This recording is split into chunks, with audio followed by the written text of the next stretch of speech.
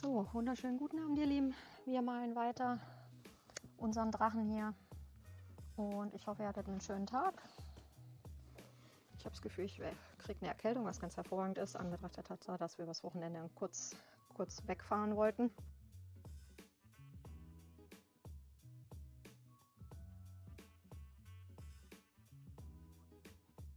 Von daher hoffe ich, dass das jetzt keine Riesensache wird, sonst wird es unschön. Ich will auch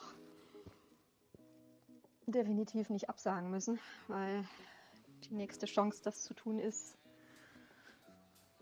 keine Ahnung, wenn überhaupt. Von daher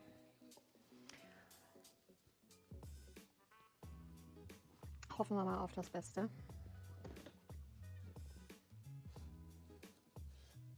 Ah, Mist.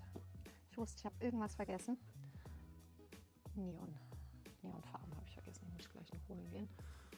Und auch schön. Hat sich gerade offensichtlich eine Spinne umgebracht in meinem Wasser.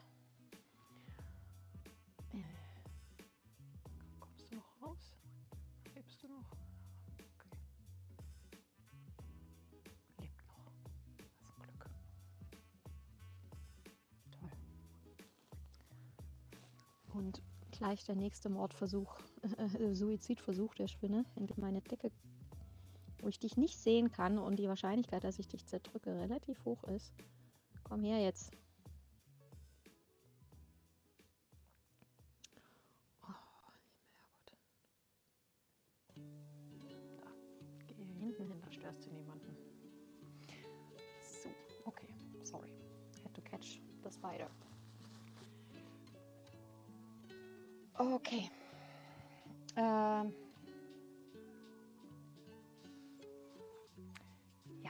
genau. Die Neonfarben hole ich gleich noch. Also das Neongrün, sonst kommen wir nicht weit.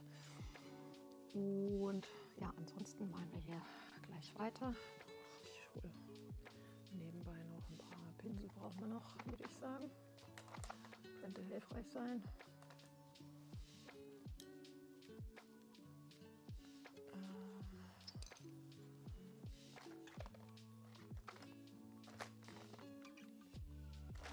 Ich erwähne es jetzt gleich direkt nochmal, weil ich denke gerade dran.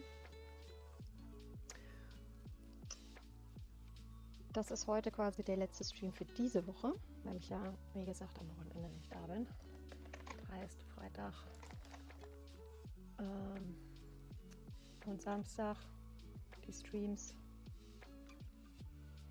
finden dann diese Woche nicht statt. Heißt heute und dann erst wieder nächste Woche regulär.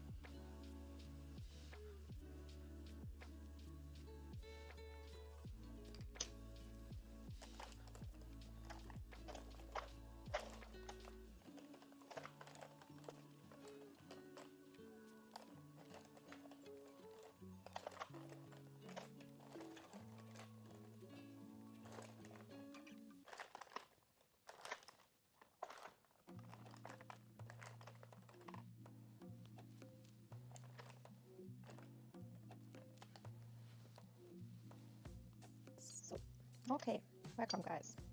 I hope you had a good day. Yeah, we will be working on our dragon here in a minute. I will have to get up and grab the neon green. I thought I forgot something, and yeah, it actually is the neon green. So I have to open the little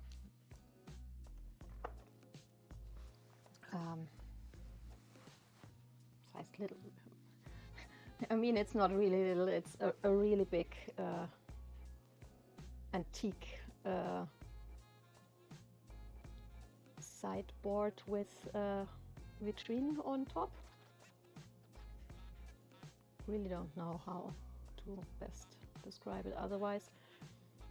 Yeah, it is actually so heavy that we had to call movers to get it up the stairs in our historical old house, because alone the under part weighs around 200 kilos. It's basically all the parts are oak, this thick. So the door from the lower areas are this thick. The walls of the main area is this thick. Actually, the part between the upper and the lower one, basically where the upper one stands on, and yeah, is actually this thick of oak. So yeah, it's really a massive massive thing. We originally wanted it on the upper level, but the staircase is on the upper level in the basically in the roof gets like this, and we would have to get it around this. It just was not big enough for it. So we would have basically to destroy our staircase to get it up. So we said, no, okay, then we will keep it on the lower area, and therefore have the that's two furniture set. We have this thing in big, and basically half of the size without the vitrines on top, and that is now on the upper part. It was basically gifted to us by a friend who got it from his mother after she died, and he couldn't take it with him because he lives in a very big city and has a very small flat, of course, because the rent is super expensive there, and those monstrosities in size, I mean, not because they're ugly, they are actually very beautiful and super thoughtful as well. And probably yeah, he basically he said he lent it to us for basically forever, because he won't ever be able to afford a flat or a house big enough to put it in. It was very sweet because he wanted he wanted to someone have it that really actually values the pieces instead of getting a lot of money from it, which is very sweet. So we, of course, we said, if you ever want to get it back, you will have to see how you get it out of the house, because this shit is never going to move here any other way. Because yeah, we try to get it in ourselves, and with multiple friends, just yeah, just was not possible. So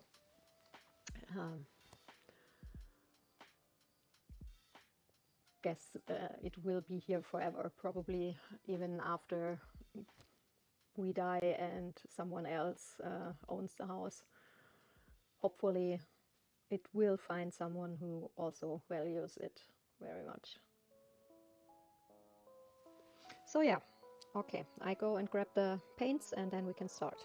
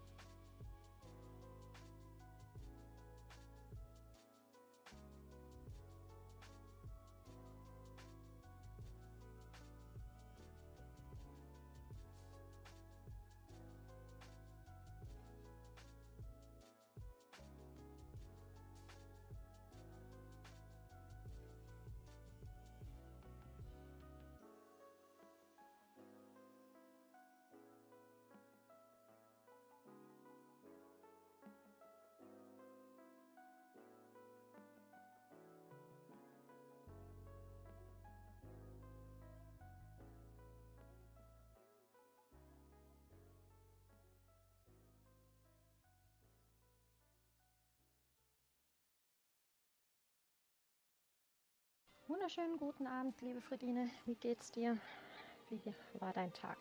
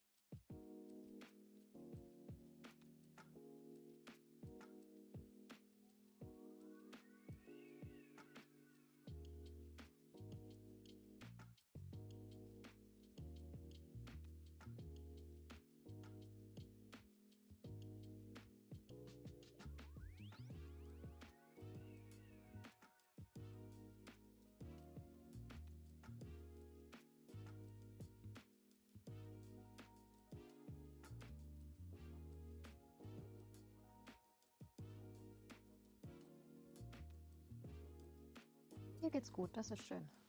Viel gekocht und gebacken. Es gab Walnussbrot, Hühnerfrikassee, Ofenfrikadellen, gegrillte Zucchini, Kohlrabi und Hackbällchen. Junge, das klingt ja wie so ein 10-Gänge-Menü, Wahnsinn.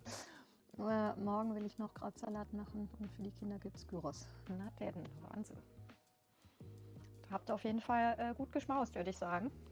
So klingt es zumindest.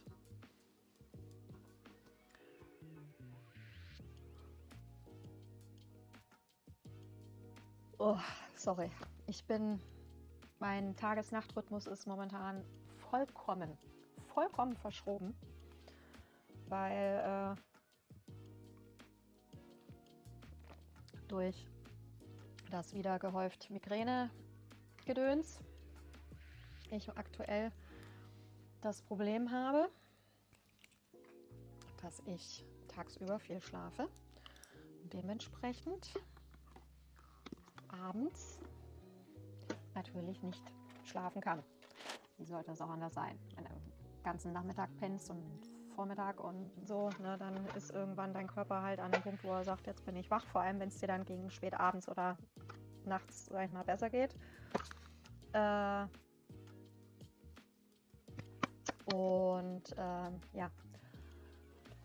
ich rede gleich weiter. Oh, hi. Oh, I must really get close to my laptop because it's further away and the angle is not really good for reading. Ishita or Ishitha. I come back to you in a second. I just answer on Twitch the German stuff, and then I go back to the English. Just so that you know, I have seen you, and I am not forgetting you. I'm just doing always my stream bilingual, and sometimes have to switch between languages for answering questions. Ja, und da ist quasi das große Problem, dass halt ich versuche mich jetzt wieder umzustellen und jedes Mal, wenn ich es einigermaßen geschafft habe, in letzter Zeit wieder mich auf einen normaleren Rhythmus umzustellen, war das Problem, dass ich wieder Migräne bekommen habe und wieder den ganzen Tag. Also es war echt so ein echt blödes Hin und Her in letzter Zeit. Und ja, jetzt habe ich gesagt, weil ich heute Morgen quasi gegen, ich weiß nicht, 6 Uhr eingeschlafen bin. Erst. Ich muss dringend quasi einfach jetzt mich den Tag über im Schlafmangel halten. Das hatte ich gestern schon versucht, aber da habe ich es nicht gepackt. Da bin ich dann irgendwann einfach weggedriftet.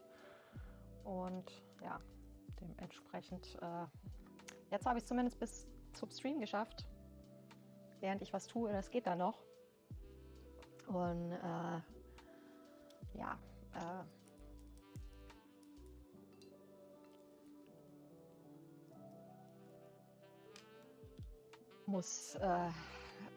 schaff's dann hoffentlich, also ich hoffe dann, dass ich dann nachher, weil das ist ja auch immer noch das Problem, schaffst es dann, dich wach zu halten bis zu einer vernünftigen Uhrzeit, wie, keine Ahnung, 23 Uhr, sagen wir jetzt mal,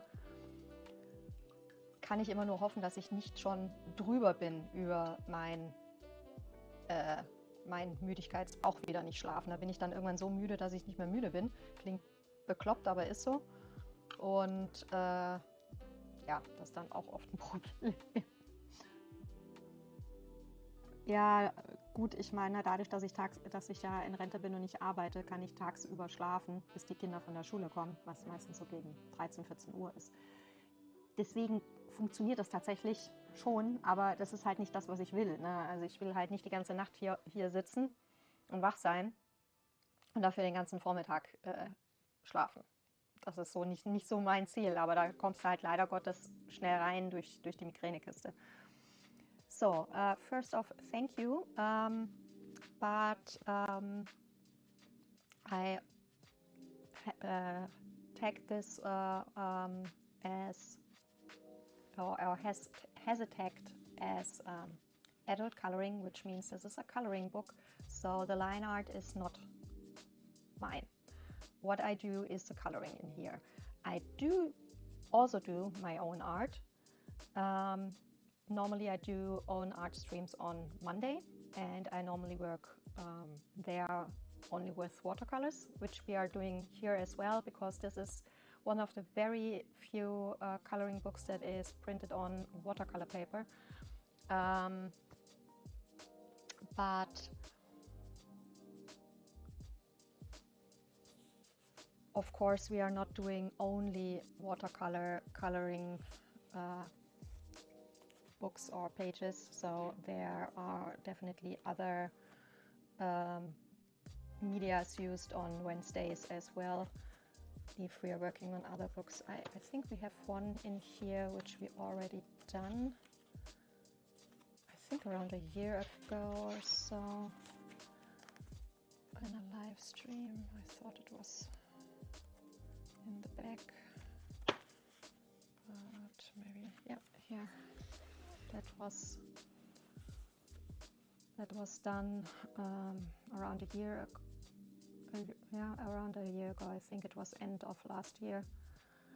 And there's a second book from the same artist, which is a Chinese artist.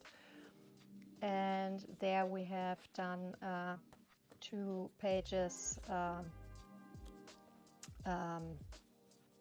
double page spread, nearly 2 years ago, which needed around 25 streams, which each lasts around 3 to 6 hours, depending on the day and my health at the time. So yeah, that is basically just the base layering we are doing. On the other piece we have done up to 9 layers on some areas, so there will be a lot of layering going on the page. It's just doing basically the base layering now with 2 kinds of green, with neon green watercolor, which is from a German brand, Fintech. They have one set with neon colors, and the other is a mixture I did myself, which is a little bit less glowing.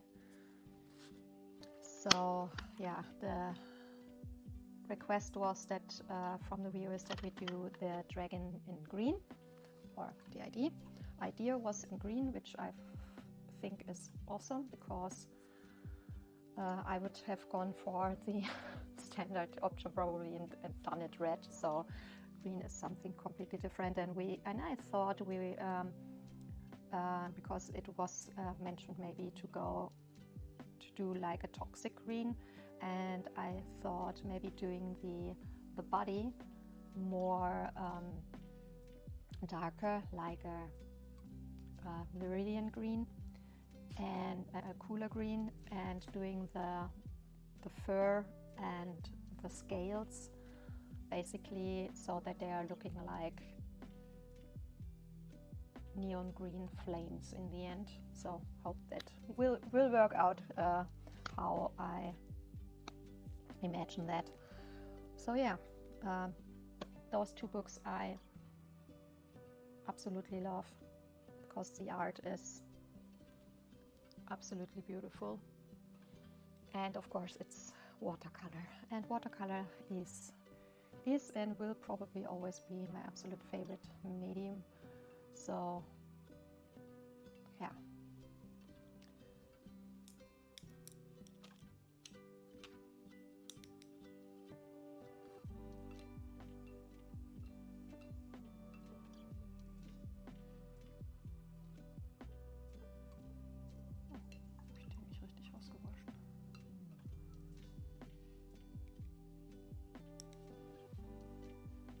Offensichtlich noch ein kleines bisschen lila drin. Gut, dass ich das gerade im Wasser gesehen habe. Das wäre auf dem Papier sonst echt blöd gewesen.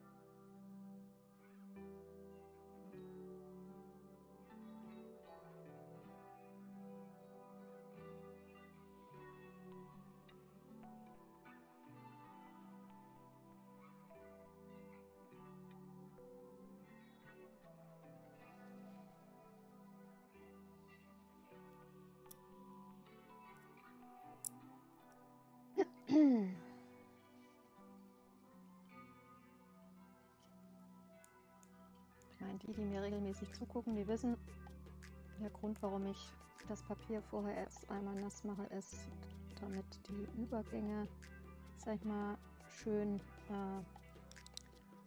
weich werden zwischen den zwei Farben. Das mischt sich, sag ich mal, einfach besser, oder der Übergang ist besser, wenn das Papier eine gewisse Menge an Wasser vorher abkriegt. Oder wenn man mit der Farbe, sage ich jetzt mal, schon, das geht natürlich auch. Man kann auch Wet in Wet arbeiten, wenn man, sag ich mal, genug Farbe drauf klatscht. Auch das geht, aber das ist, sag ich mal, prinzipiell ein bisschen schwieriger. Da ist es doch deutlich einfacher, das Papier vorher nass zu machen. Der Grund, warum ich das auch an Arealen dann mache, wo ich im Endeffekt wie jetzt hier nicht im Endeffekt die Farbe mischen muss, ist, wenn das Papier vorher nass ist, wird die Farbe heller. Das heißt, durch die Menge an Wasser, die auf dem Papier ist, ich da Farbe drauf klatsche, verdünnt sich die Farbe ja mit dem Wasser und man kriegt quasi ein in Anführungszeichen helleres Endergebnis. Das Ding ist, mache ich jetzt an manchen Arealen vorher nass und an manchen nicht, sieht es an manchen Stellen, sage ich mal, vom Bild die Farbe sehr hell aus und an manchen super dunkel. Das sieht dann hinterher nicht einheitlich aus, deswegen mache ich das in der Regel dann halt einfach auch, ne, an solchen Ecken, wo ich es jetzt rein theoretisch nicht machen müsste, einfach damit das Endergebnis, sag ich mal, ähnlich ist. Es sieht halt dann komisch aus, wenn manche Strähnen doppelt so dunkel sind als andere. Und ja, das sieht, sag ich mal, dann, wenn es im Ganzen fertig ist, hinterher halt meistens ja, nicht sauber gearbeitet, fleckig und unschön aus. Es sei denn, man will das auf irgendeinem Grund, ne, dass man sagt, keine Ahnung, man möchte zum Beispiel Areale, die in Anführungszeichen weiter hinten liegen und dadurch weniger Licht abkriegen, von vornherein gleich dunkler gestalten, kann man natürlich auch machen. Aber da ist es tatsächlich einfacher. Man sagt, man macht das erstmal gleichmäßig und arbeitet dann vielleicht da einfach ein paar Schichten mehr. Im Normalfall, es sei denn, man hat ein ganz schlechtes Zellulosepapier, das, sage ich mal, bei jeder Schicht mehr man Blut und Wasser schwitzt, dass das jetzt vernünftig hinterher ausschaut. Aber ansonsten würde ich immer ja, sagen, mach's erstmal gleich und mach dann notfalls einfach mehrere Schichten in den Arealen, wo du es dunkler haben willst. Das haben wir ja damals bei dem Doppelbild, sag ich mal, hier in dem anderen Gugeli-Buch auch so gemacht. Deswegen sind wir ja bei manchen Ecken bis zu auf 9 Schichten gekommen, wo es halt bei der Goldstatue da, bei der Messingstatue so besonders dunkel war, ne, die Stellen. Das ist, sag ich mal, dadurch besser kontrollierbar auch wieder, weil du halt erstens mal die gleiche Grundbasis hast und dann halt einfach sagst, okay, keine Ahnung, jetzt nur als blödes Beispiel, die Strähnen hier oben will ich heller haben als die hier unten, dann kann ich einfach sagen, ich mache hier 3, 4 Schichten und hier mache ich halt dann, keine Ahnung, 6 Schichten drauf und kann das dann wirklich sehr gezielt kontrollieren, wo ich wie viel dunkler haben möchte, als wenn ich von Anfang an mehr Farbe aufs Papier klatsche und ich dann feststelle, scheiße, das ist vielleicht jetzt schon 2 Nuancen zu dunkel. Ich kann also gar nicht mehr groß jetzt irgendwie noch mit Licht und Schatten arbeiten oder sowas. Und hinterher wieder Sachen heller zu kriegen, ist im Aquarell halt eigentlich schwerlich machbar. Da muss ich dann schon richtig anfangen, richtig viel Arbeit zu investieren, im Sinne von, dass ich sage, okay, keine Ahnung, die Strähne ist jetzt zu dunkel geworden und ich muss jetzt megamäßig viel weiße Gouache draufhauen, um das quasi wieder auf weiß zu kriegen und dann wieder von Null anzufangen und dann hoffen, dass das Ergebnis hinterher gleich ist, weil das Problem ganz oft, wenn du mit Gouache oder mit anderen Medien quasi weiß arbeitest und dann mit einer Farbe drüber arbeitest, je nach Medium, sind die Farben dann wieder heller. Das heißt, es kann dann sein, dass die Strähne dann heller ist als die hier oben, die im Licht sind, weil bei selbst der doppelten Farbmenge durch das Weiß einfach das Papier ja heller ist. Ne? Das ist zum Beispiel, das ist Off-White, das ist kein Schneeweiß. Und wenn ich da schneeweiße Gouache drauf haue, dann logischerweise ist das Papier heller hinterher an der Stelle. Dementsprechend sieht eine Farbe einfach anders aus. Und gerade bei so hellen Farben wie Neon, Farbtönen sieht man da schon einen ordentlichen Farbunterschied, wenn du Pech hast. Ne? Von daher ja, lieber ein bisschen mehr Geduld und alles nach und nach wursteln ist besser. Und ich sehe gerade jetzt schon, ich habe einen rein theoretischen Fehler gemacht, was super ärgerlich ist, weil das hier ist, glaube ich, eher eine Zacke und keine Strähne. Das ist blöd, weil ich noch gar nicht wusste, wie genau ich die kolorieren wollte. Blöd.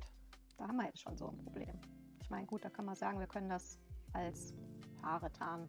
Das fällt hinterher, wenn ich das mit feinen Linien male, fällt das keinem auf, dann ist halt die Zacke unter den Haaren. Ne? Aber ja, schon Fehler gefunden. Nervt mich jetzt schon. Ich werde da jetzt nicht mehr drauf gucken können, ohne dass mir das nicht ins Auge fällt. So what I basically just explained, the people who watch me regularly, depending on my mood and how I feel that day, because I'm chronically sick and therefore on some days I'm not feeling very well, and then I'm not a lot someone who is more silent, because the worse I feel, the more silent I get normally.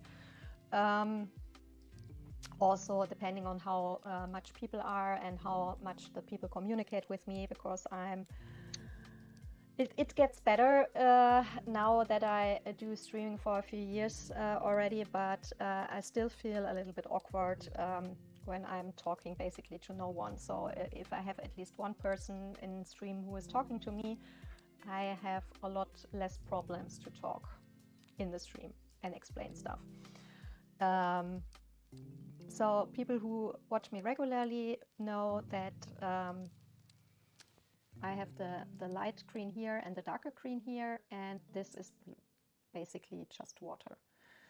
And I do pre-wet the paper when I'm working with two colors like I'm doing now, because working with a wet and wet technique means that you get a lot more softer area where it goes from one color to the next. I think we also would be better if we get a little bit closer so we can see the details better. So yeah, wet and wet is a classic watercolor technique. You can do, of course, wet on dry. You also can work like wet on wet on a dry paper if you are using the colors diluted enough so that you can basically throw on a lot of color with one go. But you have to be very experienced for that, or experienced enough at least, and also work very fast. And depending on where you live, that can be quite problematic, because humidity in the room or the climate where you live is a big influential when working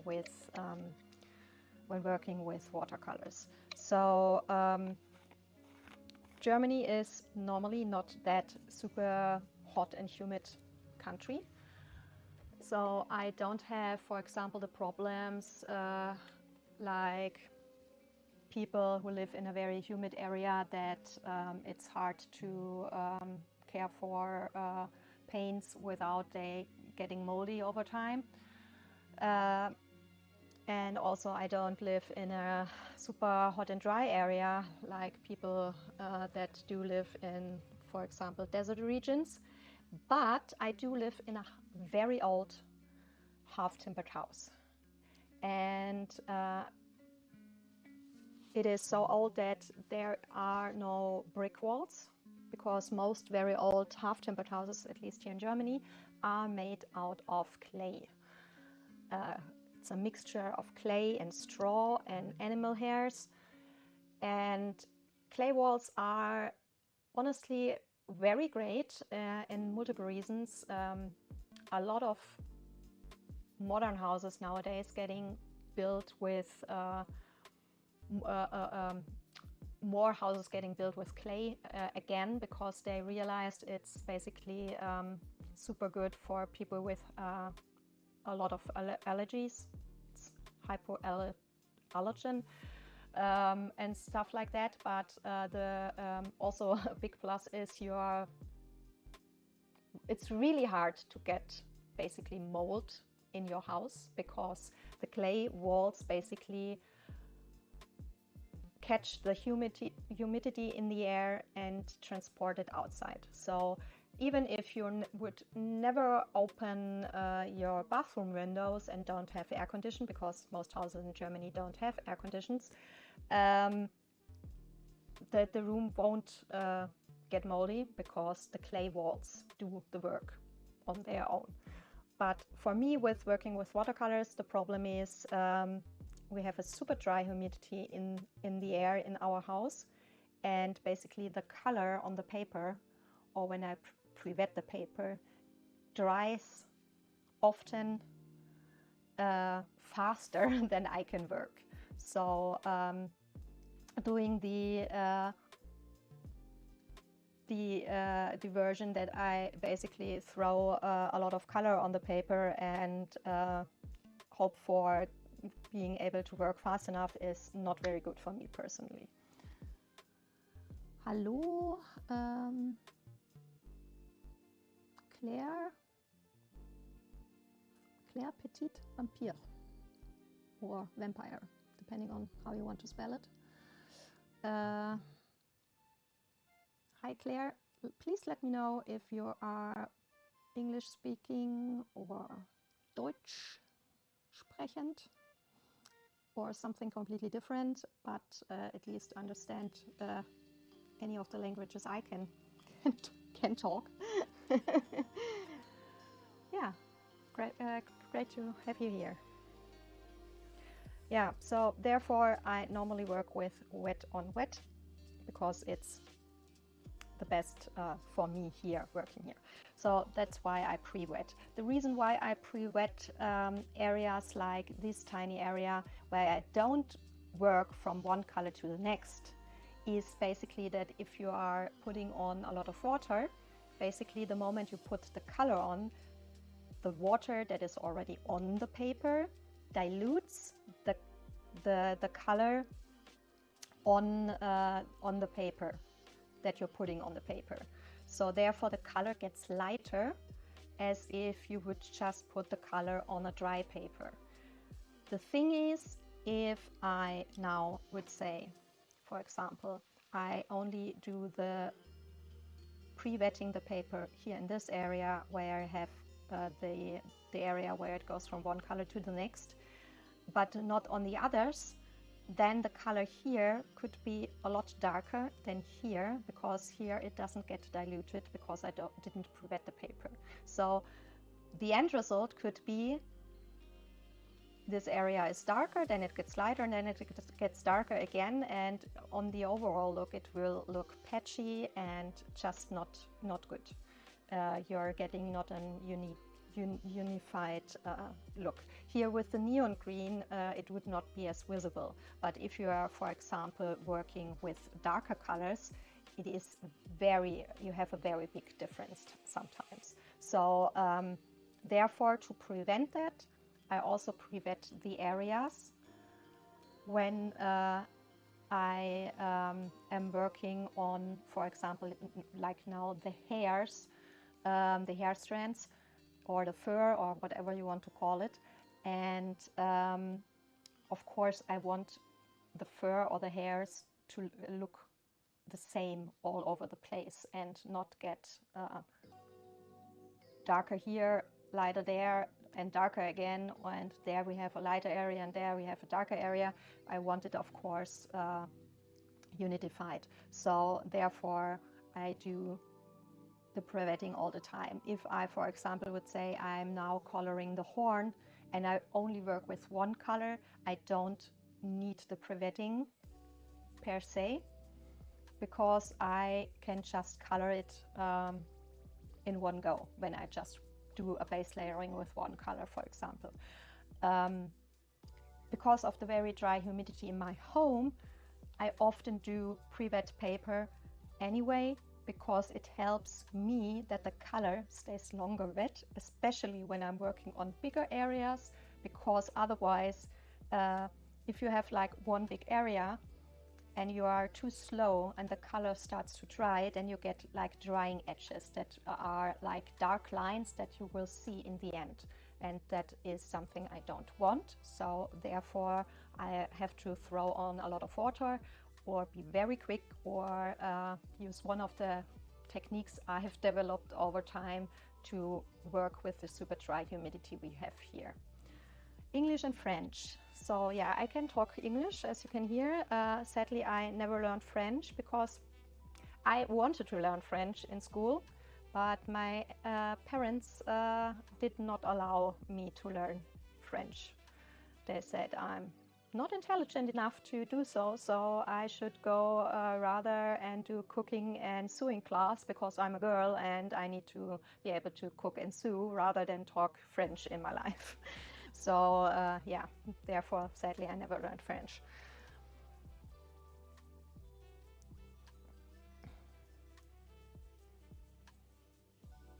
Which is annoying, because there are so many countries in this world where you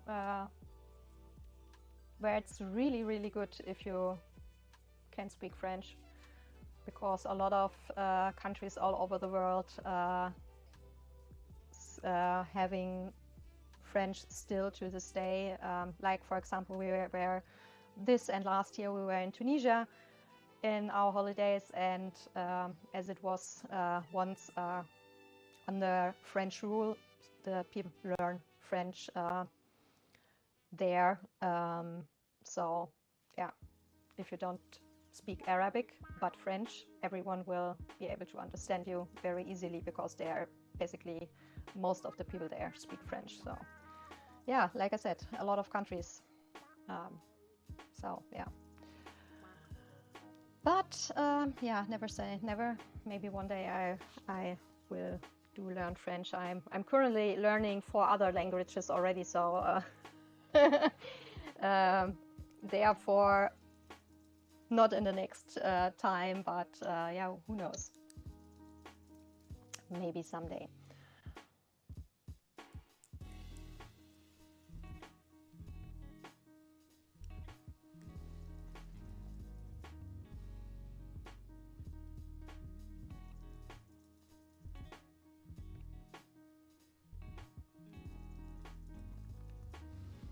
Yeah, and I realized just when I did all the talking in German that I did already a mistake, which is very annoying.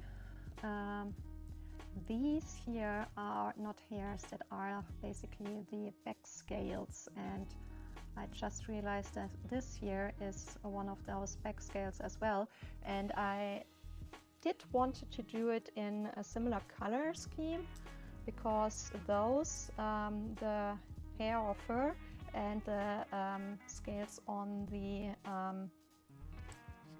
breast belly area, the big ones, they should be in this toxic green, and the body scales basically in a darker, more viridian like green. But I wasn't sure how I wanted to do these. Probably would go for darker in the inside and lighter in the outer area, so already missed it here. So I either cover it up and color it like the rest of the hair and do also in the end the fine lining that it simulates hair, and we say the scale from here is just somewhere below and not visible at the moment, or I will have to try to repair it as best as possible. I am unsure. We'll have to decide later on. So yeah, we are just doing the base layering for these at the moment. There will be a lot of layers. I already mentioned it earlier. I did work on art from this artist in the past. I do my own art on Mondays, but on Wednesdays I do adult coloring. So this is a Chinese coloring book, and this is printed on, which makes me super happy, watercolor paper, because watercolors are my favorite art medium, and I absolutely love to work with watercolors. And this paper is very different to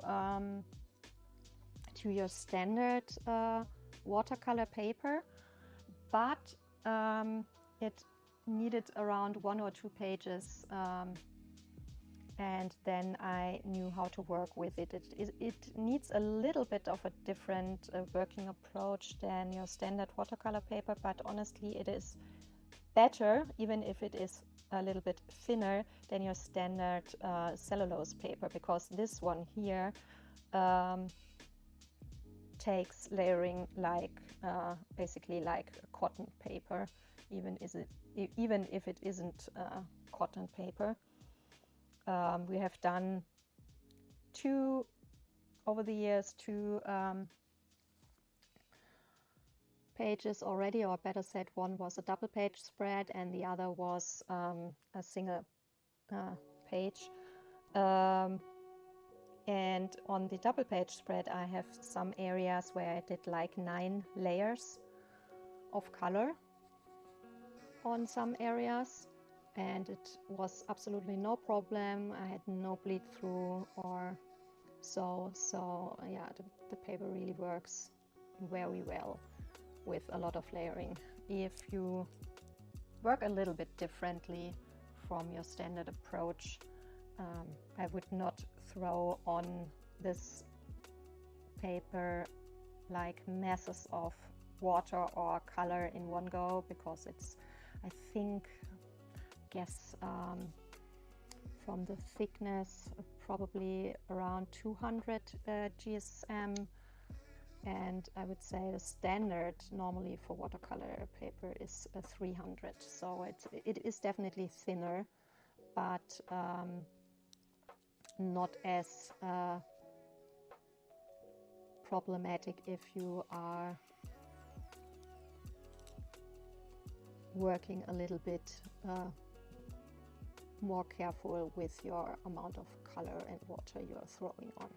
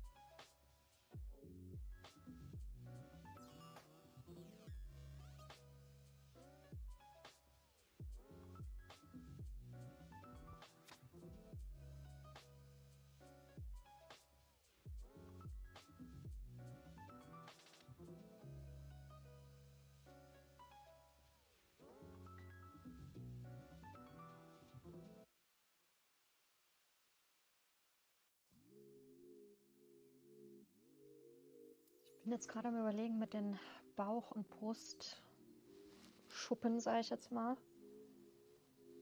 Ich glaube, die würde ich tatsächlich von oben dunkler nach unten heller werden, weil letzten Endes, sage ich jetzt mal, haben wir ja hier immer die obere Schuppe, die so ein bisschen überlappt, ne?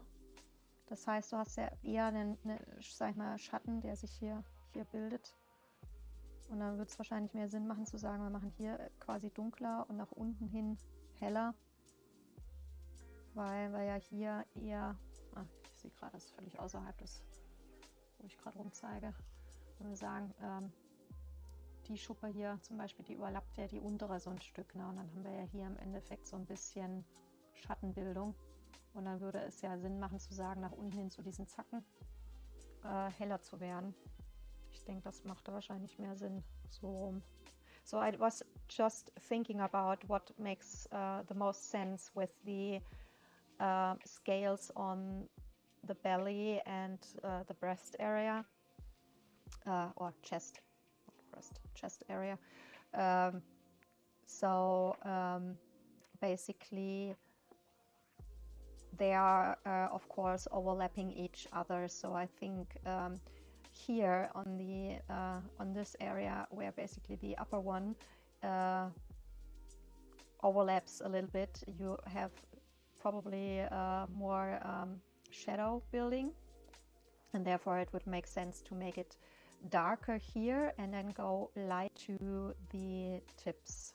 I think that would probably make more sense that way. So we have a few here on the chest area, and then a few down here. And when I'm finished with those, I hope I know what to do with the back scales. Wenn wir die dann fertig haben, dann hoffentlich weiß ich, wie rum wir jetzt die Rücken Stacheln kolorieren.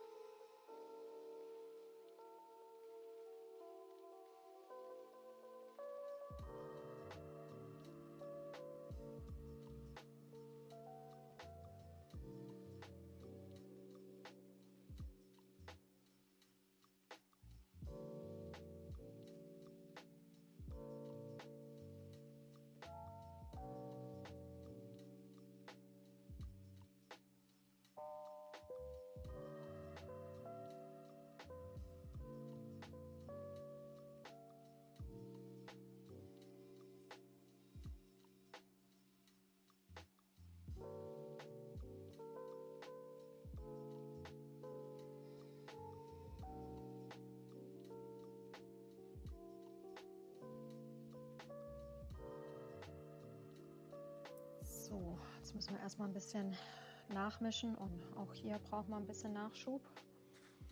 So I first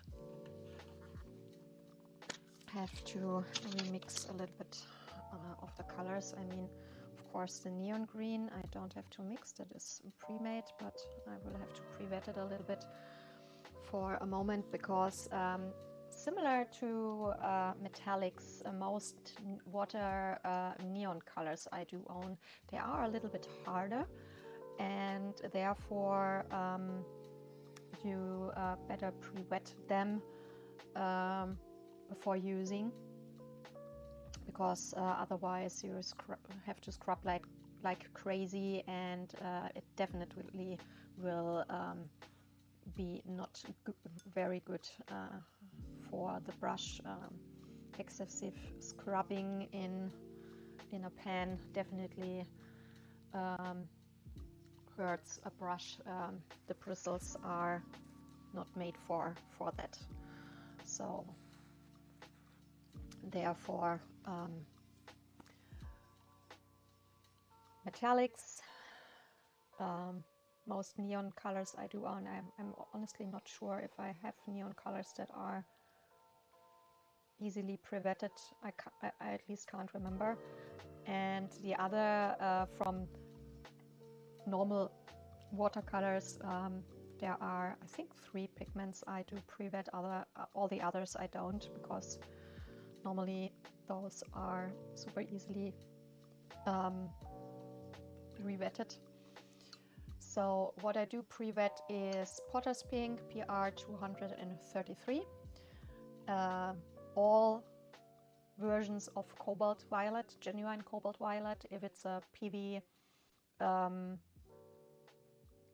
49, PV 47 or PV 14. There are 3 pigments that can be cobalt violet, or 3 different cobalt violet pigments, and all of them are very hard to pre-wet, similar to Potter's Pink or PG 18 genuine Viridian as well. Those 3 colors are basically the ones I do pre-wet. Otherwise, normal watercolors I never pre-wet, because in my personal experience, first off, pre-wetted colors, you are very easily grabbing too much paint, because if a color that is so easy to re-wet with a wet brush, and then you are going in, putting some water in it, and then letting it rest for a moment, and then try to get in with the brush again, you have a lot of the color on your brush in the end. And the problem with that, of course, is that you are easily grabbing too much paint, and therefore washing off a lot of the paint in the end in your washing container, which results in more paint going down the drain, and of course therefore also more money going down the drain than it is necessary. So that's one thing. Also, I see so many people pre-wetting their paints with a spray or spritzer bottle, however you want to call it, and the biggest problem is most watercolor boxes are made of tin, and some kind or tin boxes, some kind of metal, and of course we have, like here, it is has an enamel has an enamel layer, so this area here is of course protected. But if you are going here with the spritzer bottle, this area might not be that problematic, but mostly those areas here where you will be, of course, spritzing the water as well. And here in this area, which basically is responsible for opening and closing, and it is not folded over. It has sharp areas. It has a very thin wire inside. Those areas that will rust like crazy if you do this regularly. You are basically destroying those tins very soon with spritzer bottles. So that is also something I can only advise against. Therefore, I mean, my oldest watercolor set I got with around 10 years old. So it is, of course, from Schminke, because back in the day there weren't that many brands available in Germany. We didn't have all these cheap watercolor brands, and of course we don't had brands from all over the world, like for example nowadays you can get paints from China or Japan. Those weren't accessible. You could not order online. There was no online shopping back in the day, so we only could buy what the art shop in town, the small art shop in town, did sell, and it was Schminke. So I had my first set from Schminke, and the tin is now 30 years old, and it has some rust on it because I was a child back then, and of course not as careful as today, but still never used spritzer bottles, just drops with my brush. And the tin is has this super small amount of rust, so it's still very good. It is of course a little bit dented over time, but otherwise no problem at all to use. So if you are taking good care of your stuff, it will last for a very long time. And if you're not basically using more color than you need and then wash it off, your colors also will last for a very long time. People who are following me for a long time already, they know this is a test set for Daniel Smith watercolor paints. I did buy this ages ago, and basically I tried the paints back then, and I did like them, so I bought tubes, and then basically never gone back to this one because they are 1/8 pen. So there's if they are really full to the brim, it contains 0.3 milliliters. So really a very low amount, and the pans are so tiny that it was just too much hassle to use, and therefore it just sat in my drawers, and I never used it. And then I thought I want to really try how long will it take to use up a watercolor set with a small pens like that, to show how much time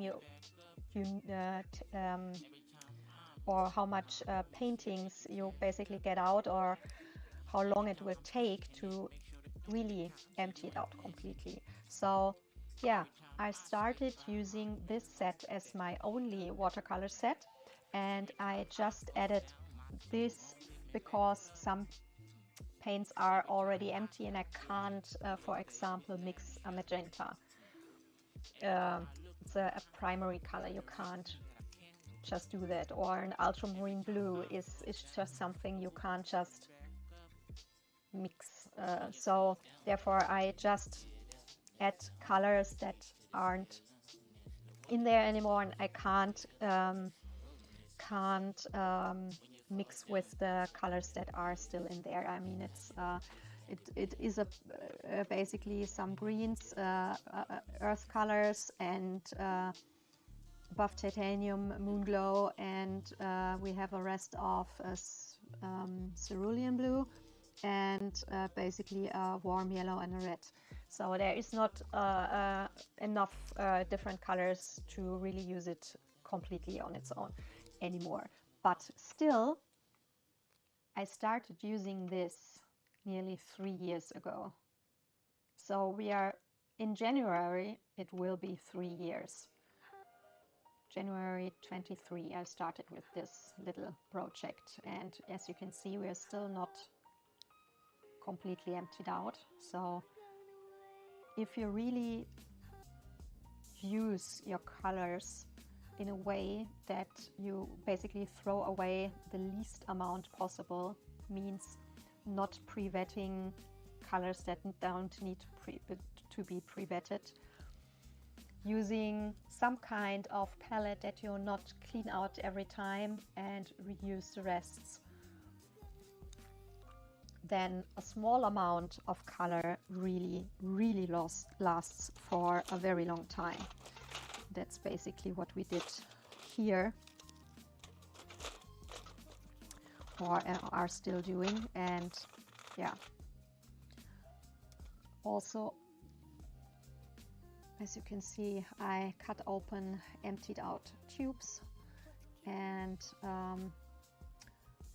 there's a lot of color in this area that you can't press out even with a tube, those things where you can put in the tubes and really squeeze out everything.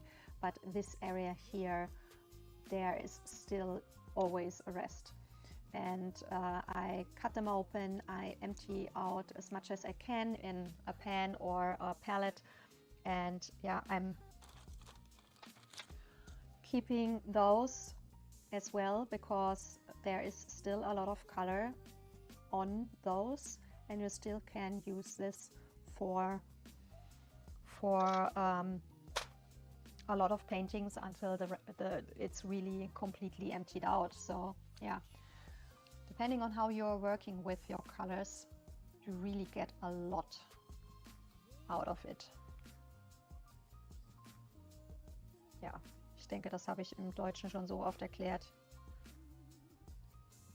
Ich glaube, das habt ihr alle inzwischen oft genug gehört, aber da ich heute mehrere Leute, die Englisch sprechen, hier habe, die vorher noch gar nicht da waren,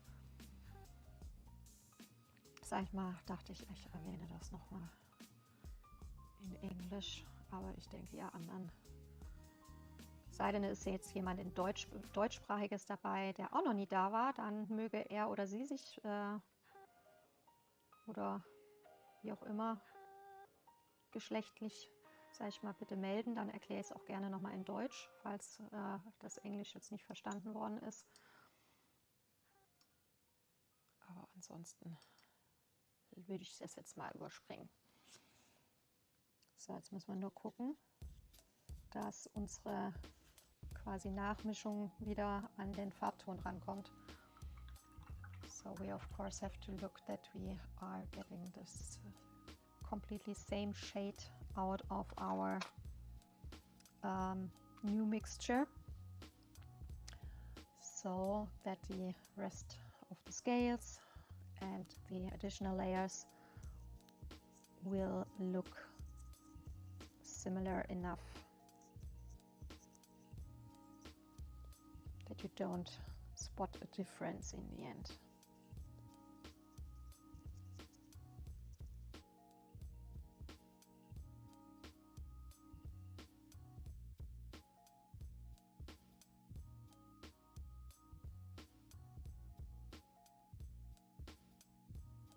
Hat er aus dem Daniel Smith Set den Rest an Green Gold, also Grüngold rausgenommen. Das ist ja auch so ein, sag ich mal, zwar leicht grünstichig, aber super transparenter gelbes Pigment. Und da das jetzt ja natürlich leer ist, versuche ich jetzt hier noch ein bisschen was rauszukriegen. Das ist zwar kein Grüngelb, das ist, nennt sich New Gamboge von Winsor Newton Professional. Und das ist im Endeffekt, sag ich mal, sehr ähnlich vom Farbton her wie ein Quinacridone Gold, weil das hat im Endeffekt auch als Basis das Nickel Azo Yellow hat, und ich glaube, da ist, wie heißt's? Quinacridone Rot drinne, und was sind das andere? Ich meine, da sind 2 Pigmente mit drin. Oh, wobei, wir haben hier auch Grüngold, sehe ich gerade. Das macht es ja noch besser. Brauche ich mich da hier nicht mit aufhalten, aber das könnte man, also irgendeinen Quin-Gold-Verschnitt könnte man jetzt auch nehmen. Ah ja, nur das Rot, also Quin-Rot und so. I just said that for the original we cleaned out the green gold, that is PY 129. Is a very transparent yellow pigment, and it has a greenish tint, which of course in this case is completely no problem because we are mixing green anyway, but otherwise if you are using it in a mix normally, it also is not very visible, because when diluted it looks more like a yellow than a greenish yellow. And I just thought I will have to replace it with the new gamboge rest I do have here, but I just realized I do have a PY 129, a green gold, just from Core, but it's the same pigment, so we can use this as well, because I've used a little bit of that, and because this wasn't enough yellow anymore and the only other yellow is too dark in here, I used the cadmium yellow from White Nights. Cadmium yellow medium is this, but yeah, of course, as we do have some green gold here, can use, and you can see very easily now that there really is a lot of color on it. You see how dark these areas are and how light it gets if you're putting off the color. So yeah, a lot of color in those empty tubes. And if you're doing a lot of watercolor art like I do, then cutting open those tubes and emptying out this, you will really save so much money over the years.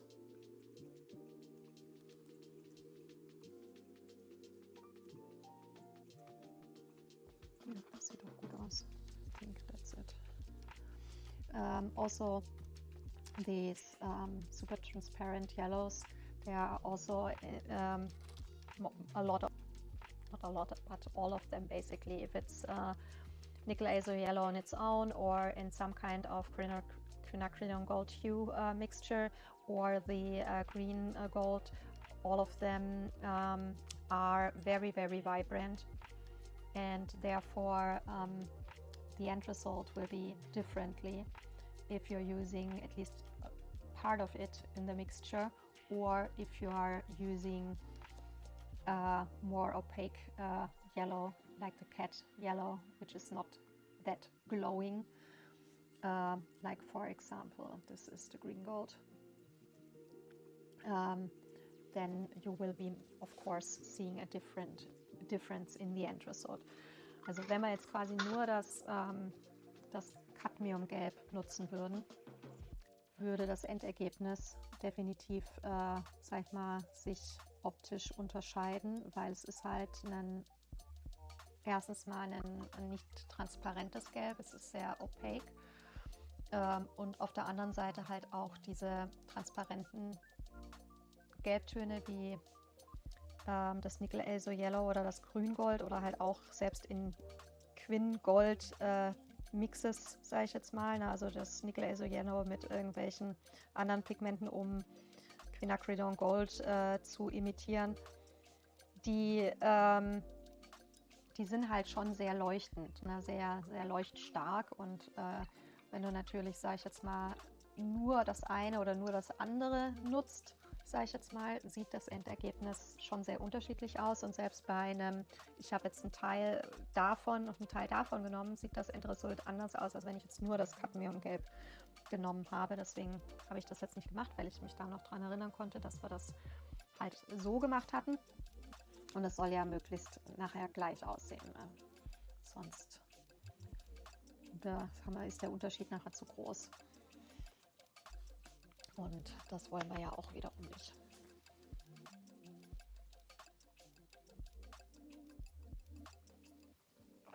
Andere super transparente Gelbtöne wären natürlich das Original Quinacridone Gold PO 49 oder das, was, sag ich mal, das eine, was in dieser, was ich immer so liebevoll Lost Pigment Palette nenne, von Paul Rooms, da ist ja ein gelbes Pigment drin, das ich von keiner Firma bisher in dieser transparenten Version gesehen habe. Schminke und Sennelier verkaufen es noch, obwohl das Pigment auch schon seit Jahren nicht mehr hergestellt wird, aber irgendwie haben die alle noch irgendwelche Vorräte. Und Paul Rooms hat halt als einzige eine Variante, die komplett transparent aussieht, und das sieht im Endeffekt genauso aus wie das Original Quinacridone Gold. Und da die Original Quinacridone Gold in dieser Palette ja auch drin haben, war ich mir echt nicht sicher, ob das nicht vielleicht da irgendwie ein Print-Error ist oder sowas, keine Ahnung. Aber auf jeden Fall sieht es halt wirklich so aus. Und das ist auch noch so ein Pigment, wo ich sage, abgesehen von Paul Rubens habe ich es zwar noch nirgendwo gesehen, aber das ist auch, sag ich mal, ist auch komplett transparent und es ist auch super leuchtintensiv. Und selbst, sag ich mal, echtes Aureolin, was ja nun auch transparent ist, auch das leuchtet sehr stark. Es bleibt halt nur leider nicht so, weil es halt nicht lichtecht ist, was super schade ist. Ansonsten wäre das ein super tolles Pigment, ein super leuchtendes, transparentes Gelb, das auch noch granuliert. Kannst du so viele tolle Sachen mitmachen. Aber leider, sag ich mal, verblasst es ja nicht nur, sondern es gibt ja auch noch diesen super unschönen, graubraunen Farbe, die da hinterher rauskommt. So, I said, aside from the 3 colors I mentioned, the green gold PY 129, the genuine, not the genuine, the replicas of quinacridone gold we have nowadays made out of mixtures with nickel azo yellow or the nickel azo yellow in its own. There are very few other yellow pigments that are completely transparent and this intense and glowing. We do have, of course, the original quinacridone gold, which is sadly not produced anymore, and we do have the genuine Aureolin, which is cobalt yellow, PY40.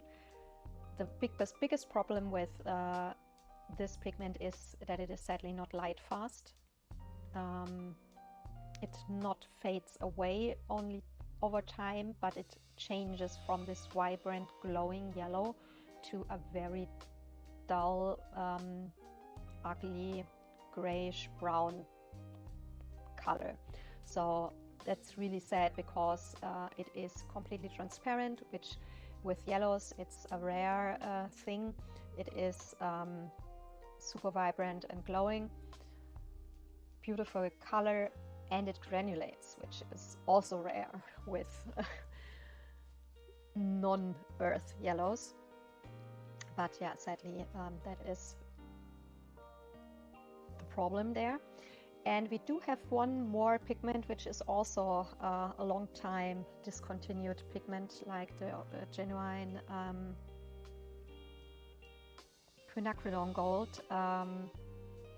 The pigment, I don't remember the number, I would have to look it up, but there are few brands offering this pigment still, Sennelier and Schminke for example, but they have a non-transparent and opaque version of the pigment, and I do have the pigment from Paul Rubens in a set I named Lost Pigment Set, because there are so many discontinued pigments in there. For example, in green mixtures we do have the genuine quinacridone gold in there, and they have a version of this other discontinued yellow pigment that looks so much like a genuine quinacridone gold. I was unsure if it is a printing error or if this pigment really comes in this transparent version in the beginning.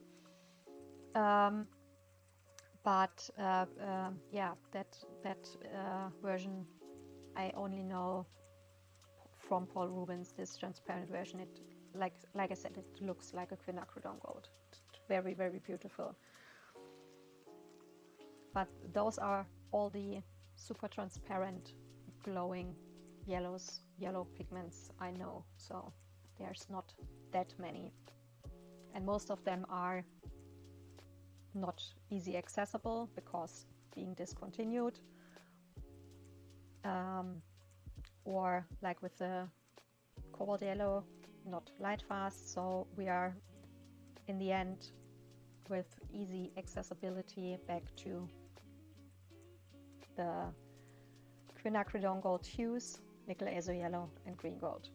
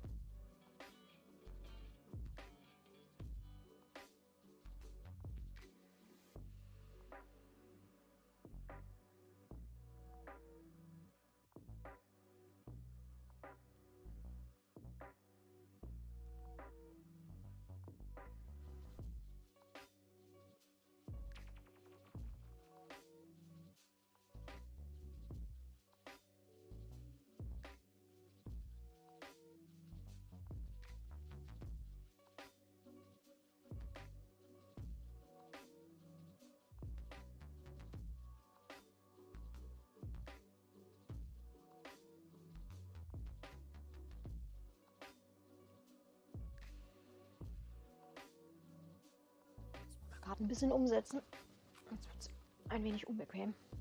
Just have to move a little bit.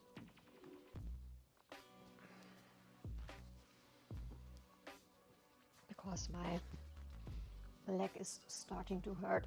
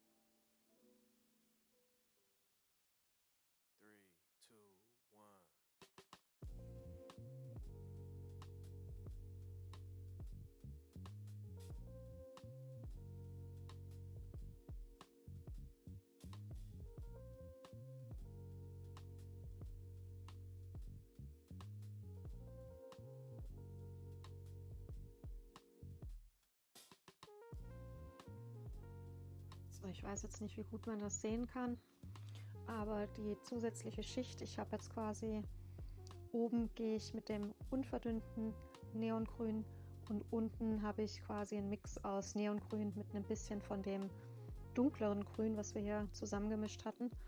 Und ich meine, das ist natürlich noch nicht ganz trocken, aber es ist schon hier ziemlich trocken. Wenn ich jetzt das mit dem vergleiche, leuchtet das Ganze hier einfach super, super stark im Verhältnis. Das sieht richtig blass aus dagegen, obwohl das ja schon sehr leuchtend ist.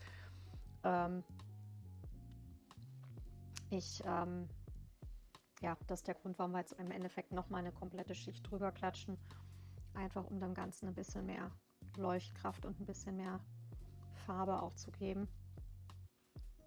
So the reason why we are doing this second layer basically is to add more glow and more vibrancy to the colors. I don't know how good you can see it because the camera always struggles with showing super strong glowing colors realistically.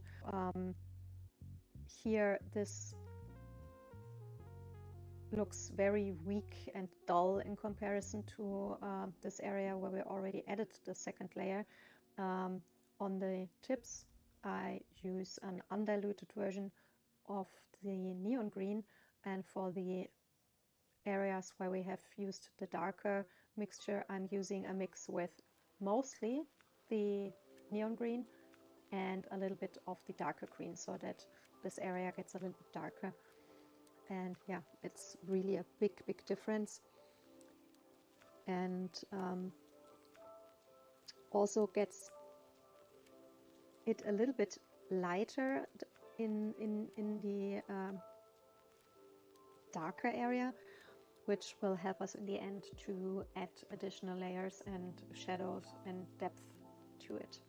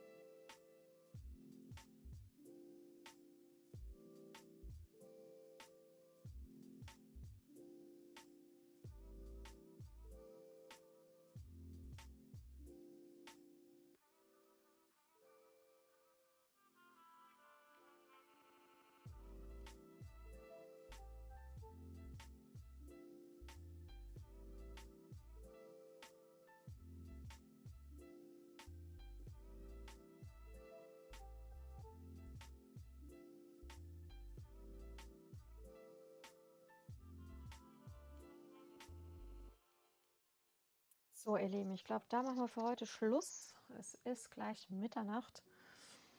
Und ja, ich denke, wir haben ganz gut was geschafft. Wir haben alle Haarsträhnen mit der ersten Schicht fertig gemacht. Wir haben jetzt überall die zweite Schicht drauf. Wir haben die großen Schuppen alle grundiert.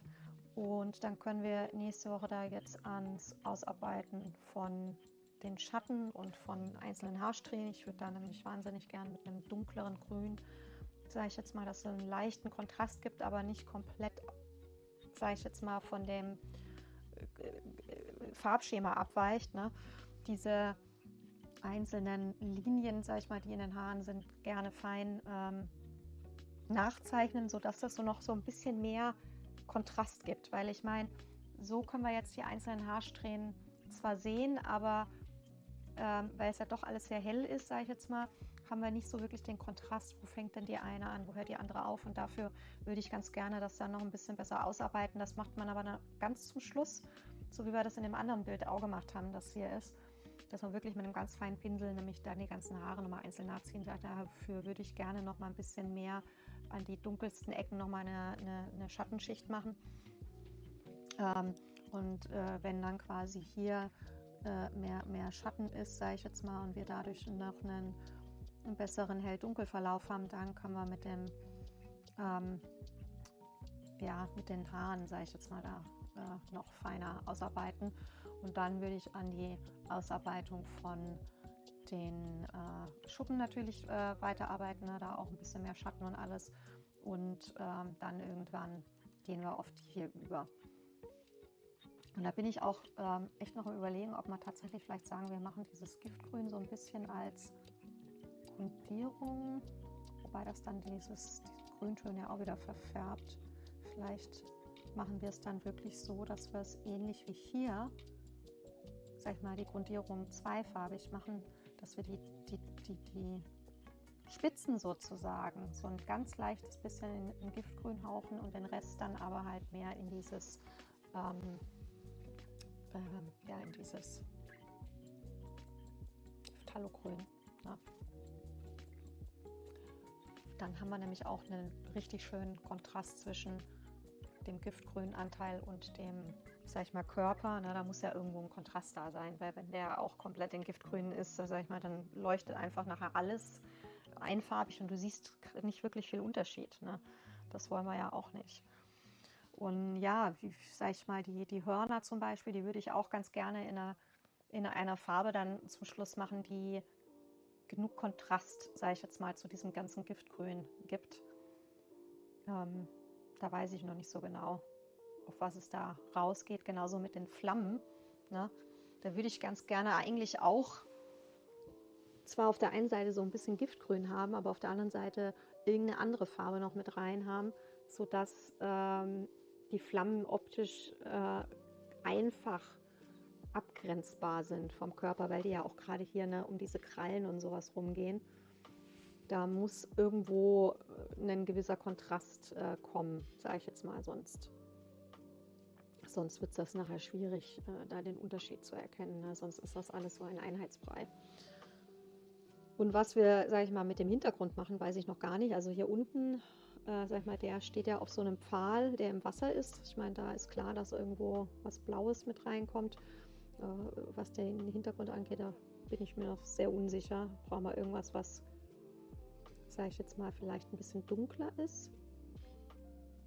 Vielleicht irgendein dunkleres Blau zum Beispiel, könnte ich mir gut vorstellen, dass dann einen schönen Kontrast zum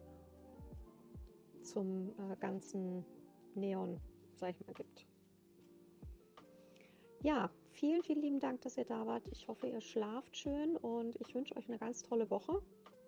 Wir sehen uns ja dann erst nächste Woche wieder. Und ja, bis dahin hoffe ich, habt ihr eine gute Zeit. Vielen, vielen lieben Dank, dass ihr da wart. So guys, it's midnight in a few minutes here in Germany, so I will end the stream here for today. I think we did make very good progress. We did do the base layering, the rest of the hairs, and a second layer as well, and all the base layering for the bigger scales. And I think we will do an additional shadow layer for the darkest area here, and then really do with a darker green that gives contrast these single hair lines that are printed on again, so that we have a lot more contrast here with the hair, that you can see more easily where one bunch of hair is ending, and that you have more like a border between it as well, and give it also a finer more realistic hair vibe on overall. Of course, we will do additional layers on the bigger scales as well. I'm thinking about this part. I already mentioned it. I want to do it in phthalo green, which is a cooler, darker green, which will give a good contrast to the other areas of the dragon. I think we need a darker green to give it a better contrast, especially because if we are doing like everything in this bright neon greens, then we will have the problem that it looks like one big neon blob in the end, and that we don't want. What I could imagine doing is like doing a little bit of this neon green just for the tiniest area in the tips, and the rest with the phthalo green, so that we maybe really have to do everything a single scale for the base layering on the shadow layers on their own, one after another. I'm unsure about the color for other areas like the horns at the moment, but we need a color that works well with all the greens, but also gives contrast so that it looks differently, as well as the flames, for example. I would like that at least a little bit of the neon green is in the flames, but we also need some other colors so that the flames look differently and not looks like the hairs, for example, because we have the flames here going around the ankles and the claws. So if it is not different enough, it will also look like one blob, and we don't want that. And I'm really unsure at the moment for the background, because the little monk here, or warrior, stands on a pole in the water, so of course we need a lighter watercolor or darker watercolor down here, and we of course need one color that really gives us a good contrast. So I'm thinking that maybe a darker blue could be nice, which will make the neon green pop even more in the end, but at this time I'm not sure. We will have to see how that works in the end. So yeah, that's what we will be doing, or that's my ideas for the moment. We will continue working on this piece on next week on Wednesday. Normally I do stream on Monday, Wednesday, Friday and Saturday, but this weekend I'm going to a concert and to an event, so these streams, I mentioned it earlier, are cancelled for this week. So the next stream will be on Monday, and as always, if something changes in the schedule, I will let you know in my Discord channel, because I mentioned it earlier, I'm chronically sick. Sometimes I am just not well enough to stream and have to reschedule my streams. So as always, I will let you guys know in my Discord channel if something changes. So yeah, thank you so much for joining. Glad to have you here in the stream today, and yeah, I hope you have a wonderful day or night depending on your time zone, and of course have wonderful days the rest of the week, a good start as well in the new week for everyone. And I hope to see you guys next week on Monday, Wednesday, or any other day you want to join to see how this progress or other piece, or even have some fun gaming together, whatever you guys want to do. So yeah, see you then. Bye bye.